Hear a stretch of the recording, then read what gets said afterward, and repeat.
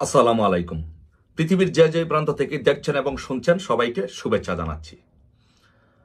বাংলাদেশে সবচেয়ে আলোচিত বিষয় হচ্ছে, এখন মানুষ আলোচনা করছে একটা বিষয় নিয়ে, যেহেতু মহাজন ইউনূস ঘোষণা করেছেন যে আগামী 4-5 দিনের মধ্যেই নির্বাচনের তারিখ ঘোষণা করবেন।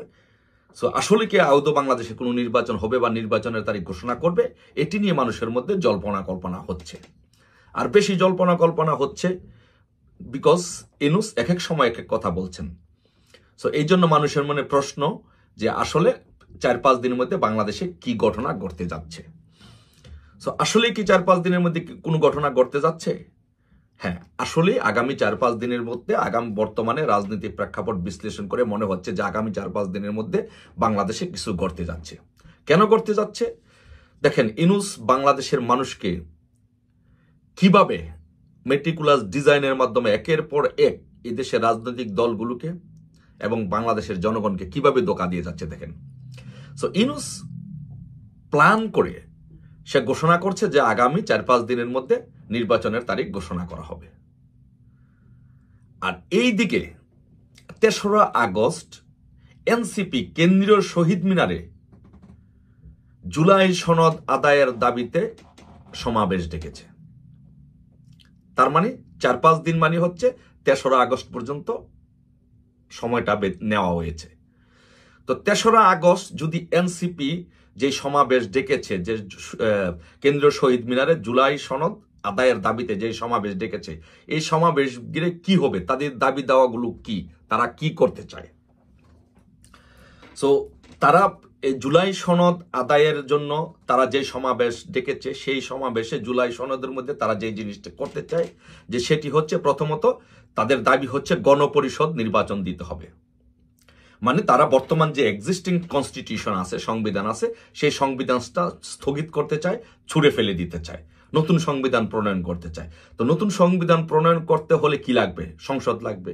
তো সংসদ যদি হতে হয় তাহলে নির্বাচন লাগবে, কিন্তু তারা তো নির্বাচনের পথে হাঁটতে চায় না, তারা বিকল্প রাস্তায় যেতে চায়। তো বিকল্প রাস্তায় কি? তারা গণপরিষদ নির্বাচন চায়।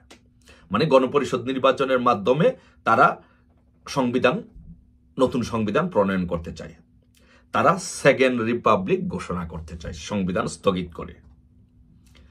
এখন দেখেন, ওইদিকে ইউনূস আবার বলেছে যে 4-5 দিনের মধ্যে নির্বাচন তারিখ ঘোষণা করবে।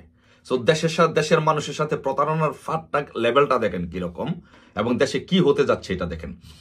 4-5 দিনের মধ্যে নির্বাচনের তারিখ ঘোষণা করবে। এর মধ্যে 3 তারিখে তার যেই পালিত সংগঠন, পালিত পুত্রদরকে দিয়ে, এনসিপিকে দিয়ে শহীদ মিনারে সমাবেশ ডেকেছে। তো সেই দিন সেই সমাবেশে উপস্থিত থাকবে কারা? সেই সমাবেশে উপস্থিত থাকবে জামাত, হেফাজত, ইসলামী শাসনতন্ত্র আন্দোলন সহ ইসলামী দল সহ এনসিপি উপস্থিত থাকবে। এখন ওই সমাবেশে এনসিপি যদি জামাত, হেফাজত, ইসলামী আন্দোলন তাদেরকে নিয়ে কয়েক লক্ষ লোক নিয়ে ওইখান থেকে ঘোষণা দেয় যে গণপরিষদ নির্বাচন দিতে হবে, জুলাই সনদ ঘোষণা করতে হবে, সেকেন্ড রিপাবলিক ঘোষণা করতে হবে এবং নতুন সংবিধান প্রণয়ন করতে হবে, এর আগে কোনো নির্বাচন নয়, তখন ওই সময় ওইরকম যেমন মনে কর আওয়ামী লীগের নিষিদ্ধর দাবিতে যেমন শাহবাগে জামাত, শিবির, ইসলামী দলগুলোকে জড়ো করে মাস্টার যমুনার দিকে রওনা করা হয়েছে, একদম জনগণের চাপে, একদম ওই ইসলামপন্থীদের চাপে ইউনূস আওয়ামী লীগ নিষিদ্ধ ঘোষণা করে দিয়েছে।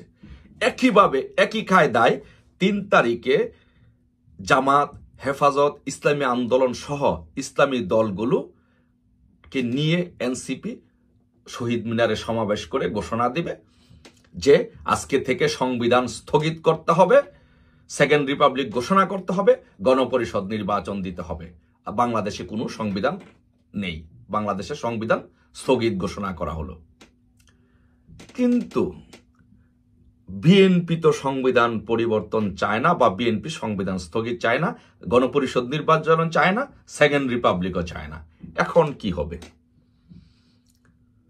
এখন তাহলে বিএনপিকে ইসলামিক দলগুলো এবং এনসিপির সাথে একটা মুখোমুখি অবস্থান এমনভাবে দাবি করানো হলো, এমনভাবে দাঁড় করানো হলো যে ইউনূস ঘোষণা করবে। দেখেন, ইউনূস মেটিকুলাস ডিজাইনের মাধ্যমে আপনাদের সাথে, আমাদের সাথে, দেশের জনগণের সাথে প্রতারণার লেভেলটা কতটুকু দেখেন।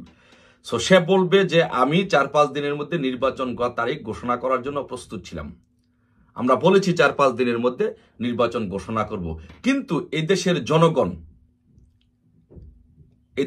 জনগণ জুলাই আন্দোলনের নেতৃবৃন্দ তারা চায় না যে নির্বাচন হোক, গণপরিষদ নির্বাচন ছাড়া, সেকেন্ড রিপাবলিক ঘোষণা ছাড়া, নতুন সংবিধান প্রণয়ন ছাড়া তারা এদেশে কোনো নির্বাচন চায় না। তো জনগণের দাবি তো আমি উপেক্ষা করতে পারি না। মানে ইনুস তার পালিত পুত্রদেরকে, পালিত সংগঠন এনসিপিকে দিয়ে এবং ইসলামিক দলগুলোকে দিয়ে একটা সমাবেশের মাধ্যমে মার্চ টু যমুনা এরকম একটা আন্দোলন ঘোষণা করে সে বলবে যে তাদের দাবির মুখে আমি নির্বাচন স্থগিত করতে বাধ্য হয়েছি। তার মানে আপনি তাকে আর দোষারোপ করতে পারছেন না। প্রতারণার লেভেলটা, মেটিকুলাস ডিজাইনের লেভেলটা আপনারা দেখেছেন তো যে কোন দিকে যাচ্ছে। এখন আসেন রাজনৈতিক আলোচনা আসেন। সে যে প্রতারক, ইনুস যে প্রতারক, এটা দেশবাসী জানে। সেই কাজ, এই ধরনের কাজগুলো সে করাবে।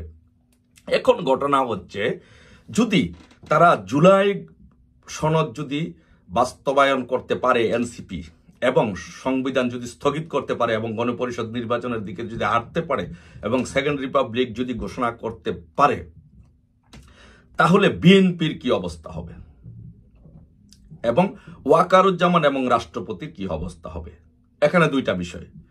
যদি এটি বাস্তবায়ন করতে পারে তাহলে ওয়াকারুজ্জামান, জেনারেল ওয়াকারুজ্জামানের কি প্রকাশ্যে বিচার হবে আওয়ামী লীগকে নির্বাচনে সহযোগিতা করার জন্য 2024 সালে? সর্বশেষ যে নির্বাচন হয়েছে সেই নির্বাচনে ওয়াকারুজ্জামান সহযোগিতা করার জন্য তার কি প্রকাশ্যে বিচার হবে? রাষ্ট্রপতিকে প্রকাশ্যে বিচার হবে? তাহলে এই বিষয়টি রাষ্ট্রপতি এবং ওয়াকারুজ্জামানকে ভাবতে হবে। তাদেরকে প্রকাশ্যে জনসম্মুখে মব সৃষ্টি করে তাদের বিচার করা হয় কিনা এই দেশে। আর সেকেন্ড থিং হচ্ছে বিএনপির কি অবস্থা হবে যদি গণপরিষদ নির্বাচন হয়, সেকেন্ড রিপাবলিক হয় এবং নতুন সংবিধান প্রণয়ন হয়, তাহলে বিএনপির অবস্থা কি হবে? বিএনপির অবস্থা হবে, বিএনপি তখন দেয়ালে পিঠ টেকে যাবে, আন্দোলন করতে যাবে, কিন্তু বিএনপি তো তখন যদি ঘোষণা করেই ফেলে তখন তার আন্দোলন করতে পারবে না। তখন বিএনপির নেতৃবৃন্দদেরকে গ্রেপ্তার করা হবে দেশে বিশৃঙ্খলা নৈরাজ্য সৃষ্টির জন্য। তখন বিএনপির রাস্তা কি? বিএনপির রাস্তা তিনটা না, বিএনপির রাস্তা হচ্ছে তিনটা। একটা হচ্ছে তাদের সাথে মিলেমিশে বিএনপিকে বিলীন করে দেওয়া, অথবা জেলে যাওয়া, মবের সৃষ্টি হওয়া, অথবা আওয়ামী লীগকে সাথে নিয়ে আওয়ামী লীগের নেতৃত্বে বাংলাদেশে আন্দোলন করে সেই 111-এর মতো একটি গণতান্ত্রিক সরকার প্রতিষ্ঠা করা। এই হচ্ছে বাংলাদেশের রাজনীতির নতুন আপডেট, নতুন মেরুকরণ। আসুন অপেক্ষা করি 3 তারিখ পর্যন্ত, এই 4-5 দিন দেখি বাংলাদেশের রাজনীতি কোন দিকে যাচ্ছে, বাংলাদেশে কি হচ্ছে।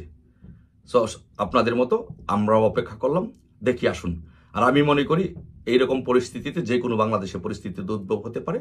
সেই জন্য আমাদের সকলকে সংগঠিত থাকতে হবে, সকলকে ঐক্যবদ্ধ থাকতে হবে। বঙ্গবন্ধুর প্রত্যেকটি সৈনিককে, আওয়ামী লীগের প্রত্যেকটি নেতাকর্মীকে ঐক্যবদ্ধ থাকতে হবে, সংগঠিত থাকতে হবে, যেন বাংলাদেশে গণতন্ত্র যেন কোনোভাবেই ধ্বংস না হয়, বাংলাদেশের স্বাধীনতা সার্বভৌমত্ব যেন বিলীন না হয়। সেই জন্য আমাদের সকলকে ঐক্যবদ্ধ থাকতে হবে।